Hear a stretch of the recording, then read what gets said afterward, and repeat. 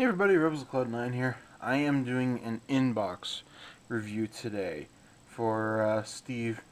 We got talking about these kits and I've picked one up. It is the Polar Lights Back to the Future Delorean. 1/25th scale. It's a snap kit. And it is a kit I have wanted to build for years. Years and years, probably since I was about 11 or 12, to be honest, and which was quite a while ago.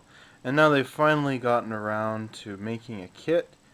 You could buy this as like a standard car kit, and then you could buy like aftermarkets parts for it and build the DeLorean that way. I think there was like a couple other companies who did make it, but they were like all resin. They were kind of more expensive than people would want to pay. This is a cool kit. Um, so we were talking about the difference if this is a re-release of Aoshima kits. Um, and judging by this, it's got to be 100% Polar Lights. I can't see Aoshima doing anything like this. They would do something kind of different. And one of the coolest things about this car is the body is pre-painted stainless steel. Um, or is it stainless steel? I can't remember what it's supposed to be. And it doesn't.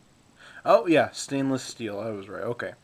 Stainless steel body. You get two options for the car. You get to build the one from the first movie, which has the fusion reactor and the lightning rod that you remember they use at the end of the movie. Or you build the one, well, technically it is from the first movie, but most people refer to it as the second movie one.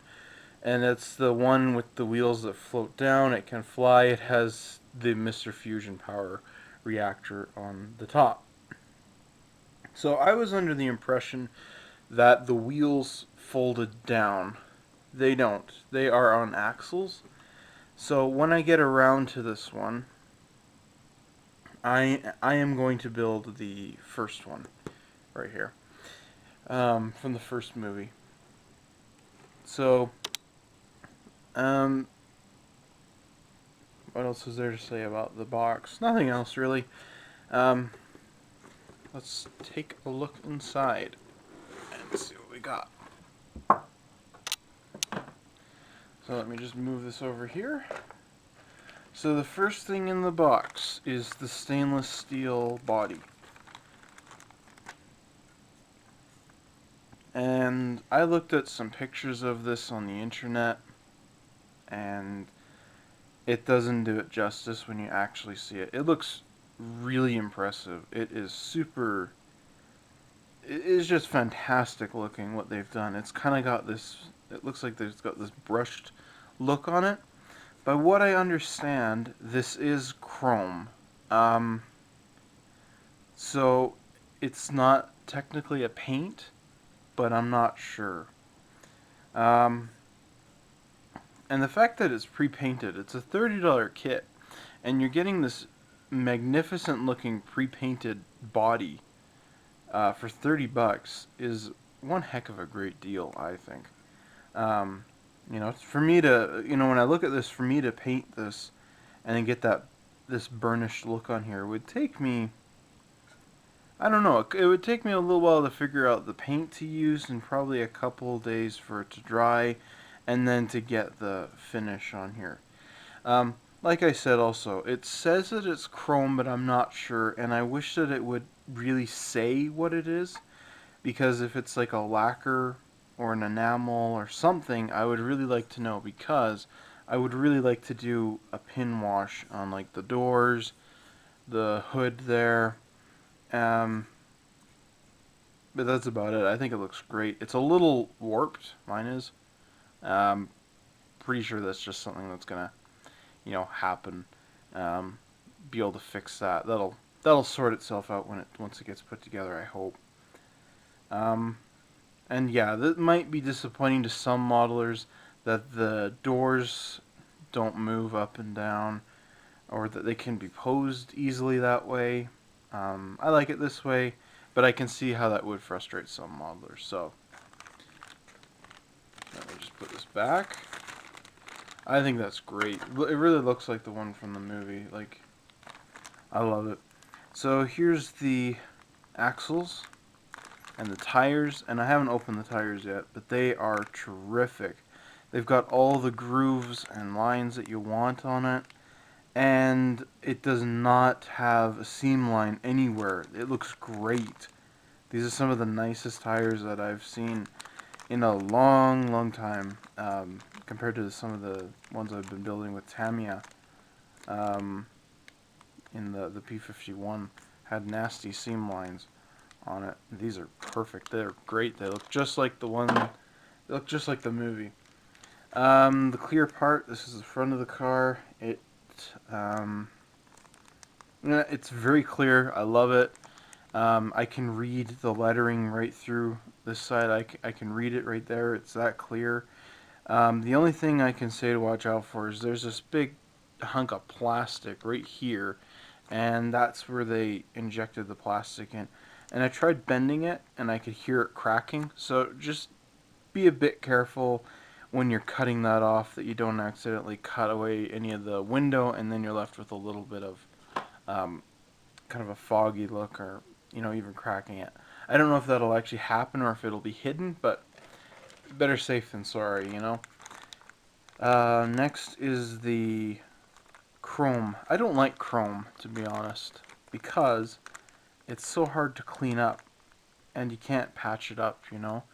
Um, if I, if it had like a giant seam line across here, some flash, I have to clean off the flash, but then I've got this plastic through it. That's my only problem with chrome. But with these parts, they're nice and clear, and they're positioned in such a way that you can just cut them off, and you're not going to have to worry about that. So you've got the hubcaps, you've got the headlights and the taillights. Apparently, I can't quite remember. But the headlights are chrome, which is a little weird to me, because out of the few car models that I've built, they're typically, from what I've seen, chrome background, and then you put a piece of clear plastic in front of it. And it kind of looks like that's what they did on the box. But here they're just chrome, but I think they'll work out pretty nice. I hope they'll look, nice and not too shiny. I like the hubcaps. I was thinking maybe they might be a little too shiny, and they might need to be painted in like Alclad or something. But I think they're great. I like them. Oh, I did forget one thing. There we go. The come on. Let's see if we can spin this around. There we go. There we go. So this is like the only thing you get for decals in this kit, is you get the out of time, which is typical of the first one, and the orange kind of barcode looking one that comes mainly in the second one. Again, it does come in the end of the first one, I know, but typically referred to as the one from the second one. Oh, I did forget one thing about the car body. I did forget this. I gotta talk about this. There is a seam line here. That's why the chrome reminded me of this. There's a seam line that goes all the way down here, down the front and down the back. And I know a lot of car modelers are really, really passionate and of getting this like all precise and like removing all these lines, because that's what you really want to show off on the cars is the body. And I know a lot of car modelers spend a lot of time on this, and it's not too bad, it's not too noticeable, but for car modelers, like I'm not a big car modeler, but for a lot of car modelers, I can see why they'd be upset with having that. And that kind of does make me a little upset, because it is slightly noticeable, but I wish I could remove it and sand it over, but then I'm just going to ruin the finish on here. So, take it for what you want. If you want to repaint it, which I know probably a lot of modelers are already thinking of doing, they're going to go do it anyways, right? So hopefully later molds won't be too, thick, and that won't be an issue in the future. And here is the first bag. Oh, these are stuck. There we go. So here's the bottom half of the car. Polar lights, Back to the Future trademark. Again, the engine and nothing of that is visible on the, to open and look at the top. So it's just molded on the bottom. It's good thick plastic. I like it. There's really not much to say. I have no complaints. I don't know how you could really complain about it. Here's part of the interior of the car, as well as the back, which is most of the time gizmos and things like that. Plenty of areas in here to add more little details and things that you want to.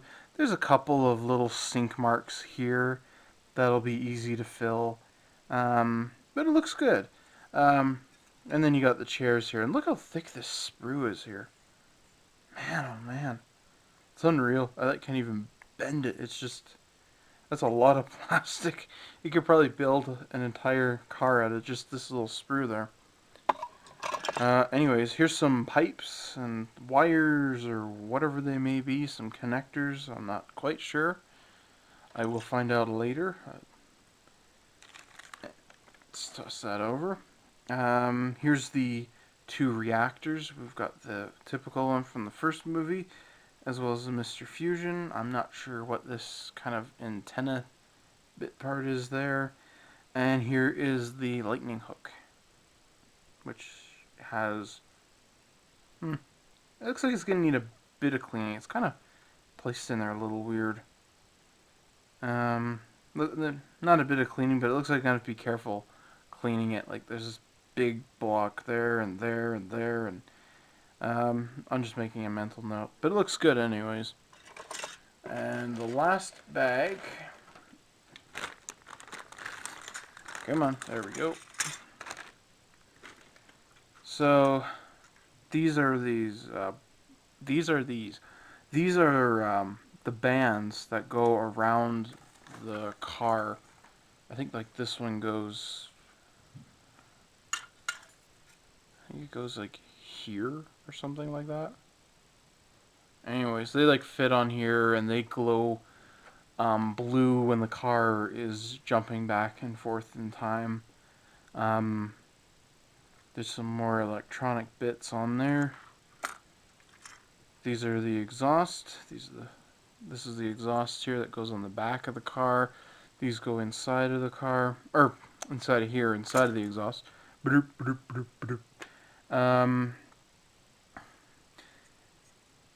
Let's see, this is the device that Doc uses to turn the time machine on, if you recall that. Flux capacitor there in the background, looking all awesome and iconic. And this is the display unit here, where Marty and Doc would this would tell them where they were going, and then this is how they punch it in. I don't know what these are, but I'm guessing it's clocks, and then this is, the speedometer and all that type of thing. And here's just some more parts. The inside of the walls there. This is another one of those bands that goes in the front of the car. Steering wheel and little bits like that. So, let's see. The last thing to talk about is the instruction booklet. And I like the instructions. It gives you the colors in Tester's enamel paints, which shouldn't be too easy to swap over to whatever your preferred paint is. And the instructions remind me of old Lindbergh monogram kit instructions, and I really like that. Kind of goes back to 1955, actually. When they used to do all that. And here on the side it tells you what to do, and then big diagrams. typical Polar Lights, big poster instructions. They kind of, I said that before. They kind of drive me crazy, because of how big they are.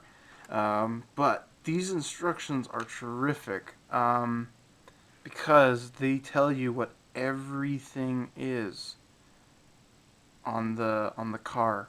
So like here, Mr. Fusion unit, hose, transcore, power core, antenna, left quantum conductor, front quantum flux array. That's what the big band in front of the car is. So they're flux arrays or quantum flux arrays.